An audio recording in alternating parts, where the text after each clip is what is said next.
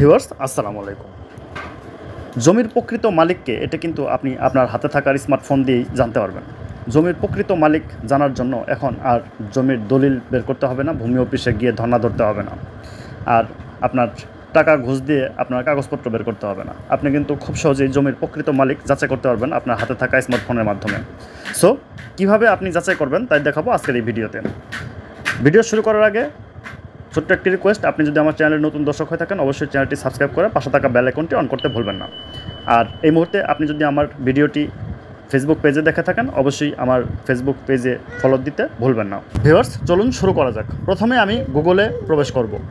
গুগলে প্রবেশ করার পর এখানে সার্চ বার আছে, সার্চ বারে গিয়ে আমি লিখে দিব land.gov.bd, land.gov.bd লিখে সার্চ করে দেব। সার্চ করে দেওয়ার পর ভিউয়ার্স এরকম একটি ইন্টারফেস আপনার স্ক্রিনে শো করবে। তারপর স্ক্রল করে আপনি নিচে চলে যাবেন। নিচে যাওয়ার পরে ভূমি রেকর্ড ও ম্যাপ এই অপশনটিতে আপনি ক্লিক করে দেবেন। ক্লিক করার পর এখানে সার্ভে খতিয়ান, নামজারি খতিয়ান, মৌজা ম্যাপ, এখানে নামজারি খতিয়ানে ক্লিক করে দেবেন। যদি ভূমিটি নামজারি খতিয়ান থাকে আপনি নামজারি খতিয়ানের মাধ্যমে কিন্তু আপনি জমির মালিক চেক করতে পারবেন।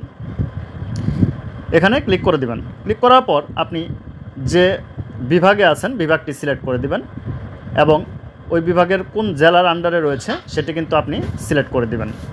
সিলেক্ট করে দেওয়ার পর ঠিক ওটা কোন উপজেলার আন্ডারে রয়েছে সেই উপজেলাটি সিলেক্ট করে দিবেন। সিলেক্ট করার পর সেটি কোন মৌজার মধ্যে রয়েছে সেই মৌজাটি কিন্তু ভিউয়ার্স আপনি সিলেক্ট করে দিবেন। যে মৌজার আন্ডারে পড়েছে সেই মৌজাটি আপনি সিলেক্ট করে দিবেন। মৌজাটি সিলেক্ট করা হয়ে গেলে তারপরে কিন্তু আপনার মৌজার খতিয়ান নাম্বার যদি জানা থাকে তাহলে এখানে খতিয়ান নাম্বারটি দিয়ে দিবেন। যেহেতু এখানে বাংলা ফরম্যাট সেহেতু বাংলা ফরম্যাটে আপনি দিয়ে দিবেন 404। আমি খতিয়ান নাম্বারটি দিয়ে দিলাম। দিয়ে দেওয়ার পর এখানে খুঁজুন বাটনে ক্লিক করে দেব। ভিউয়ার্স এখানে আরেকটি বিষয় বলে থাকি, আপনার যদি খতিয়ান নাম্বার যদি না জানা থাকে তাহলে দাগ নাম্বার জানা থাকলে দাগ নাম্বার দিবেন। আর যদি দাগ নাম্বার খতিয়ান নাম্বার কোনোটিই জানা না থাকে তাহলে কিন্তু আপনি নাম দিয়েও সার্চ করতে পারবেন। সো আমার এখানে খতিয়ান নাম্বারটি জানা রয়েছে তাই আমি খতিয়ান নাম্বারটি দিয়ে তারপরে খুঁজুন বাটনে ক্লিক করে দেব। ক্লিক করার পর দেখতে পাচ্ছেন এখানে খতিয়ান নাম্বারটি চলে এসেছে। এখানে আমি ডাবল ক্লিক করে দেব। একসাথে ডাবল ক্লিক করা মাত্র দেখতে পাচ্ছেন যে আমার খতিয়ান নাম্বার এবং বিভাগ, জেলা, উপজেলা, সার্ভে, নামজারি, মৌজা, জমির পরিমাণটা একরে আসে। এখানে যেমন রয়েছে 17.1733 অর্থাৎ 17% পয়েন্ট রয়েছে। এখানে 17%-র উপরে 17.5-র নিচে পরিমাণ রয়েছে।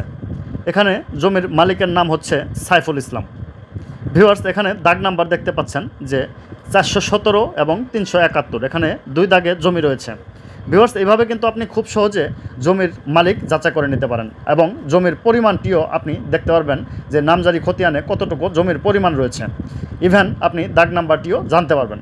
ভিউয়ার্স এভাবে খুব সহজেই আপনি কিন্তু জমির সকল ইনফরমেশন এবং মালিকানা যাচাই করতে পারেন।